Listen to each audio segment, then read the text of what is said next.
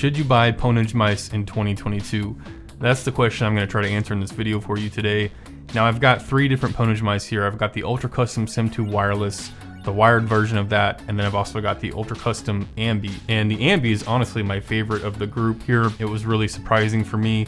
Now all of these mice have insane customization, as you can see on their website. You can do pretty much any configuration you want, and that's one of my favorite things about these mice. I love the design of these shells, how you can easily just pop the shell off, and it's using magnets to hold it in place, so you don't have to use any tools or anything like that. You can just pop it on and off, whichever ones you want to use for the day or permanently, and it's just very easy to do. It all goes back together very well, and they just did a really great job designing the shells of these mice and the assembly. But let's talk about the Ultra Custom Sim 2 wireless first. It's got super great build quality, great clicks, a great scroll wheel. It's incredibly customizable, but the problem that I have with this mouse is it just weighs too much for me after maining a Viper Mini for so long. Going over to the Ultra Custom Sim 2, it's just a lot of weight compared to the Viper Mini, which weighs around 61 grams. And it is very noticeable going from the Viper Mini up to this mouse, and I just feel like my tracking and flicking and everything is just noticeably slower with the additional weight. Now they do have a wired version of this mouse, which is fantastic, and it's like 50 bucks. So it's around twice the price of the Viper Mini right now. And really the main advantage that it has over the Viper Mini, in my opinion, is the sensor. The sensor is a 3370 in all of these mice, and it is way better than the crappy sensor in the Viper Mini. It has terrible liftoff distances. Most of you probably know by now.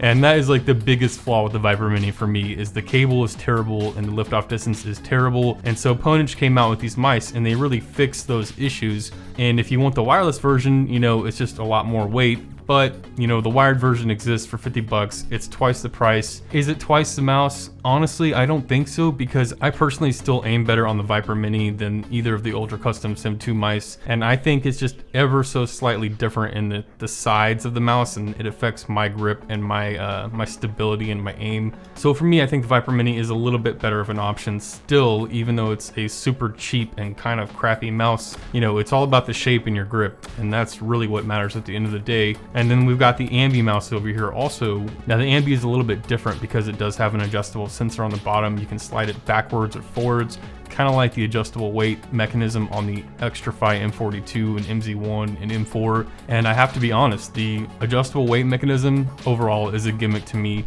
and so is an adjustable sensor. So if I slide the sensor forward or backwards, either way, it's just an increase or decrease in speed of my sensitivity, and it does nothing to affect my aim. I just have to compensate with either raising or lowering my sensitivity in game, and that's literally all that the sensor adjustment does for me. So it's pretty gimmicky in my opinion, but the mouse is very well executed and the shape is fantastic. The size is great for most people. I think this is a really fantastic mouse, and especially with it being a true Ambi mouse, there's buttons on the left side and the right side. So left-handed users, this is a really great option for you, as there's not that many out there. I would easily recommend picking up the Pwnage Ambi mouse if you're left-handed in any point in 2022, because this is going to be a great mouse going into 2023 also for left-handed users, and maybe even the year after that. Like I said, the build quality is on point. The clicks are fantastic. They're sharp, they're tactile, they're precise. So there's no other issues for me except for the weight. And once the wireless Viper Mini comes out this fall, it's going to completely obsolete all 3 of these mice. The Viper Mini, the Ultra Custom Sim 2 wired, and the Ultra Custom Sim 2 wireless. So honestly, right now, I would not recommend buying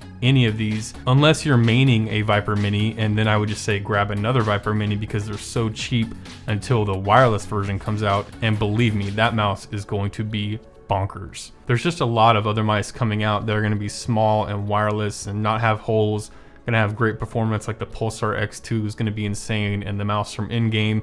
Now if they were to drop the prices down on their Ultra Custom Sim 2, then that would be easier to recommend. And I feel like the wired version of the Ultra Custom Sim 2 should be around $40 now, and the wireless version should be around 80 tops, because you can get stuff like the Pulsar X-Lite V2, which has all kinds of things going for it. So yeah, that's all I got for this one. A little bit of a different video than normal. And if you guys have any questions on any of these mice, drop me a comment down below and I will do my best to get to it. Thanks for watching, and I'll see you guys next time.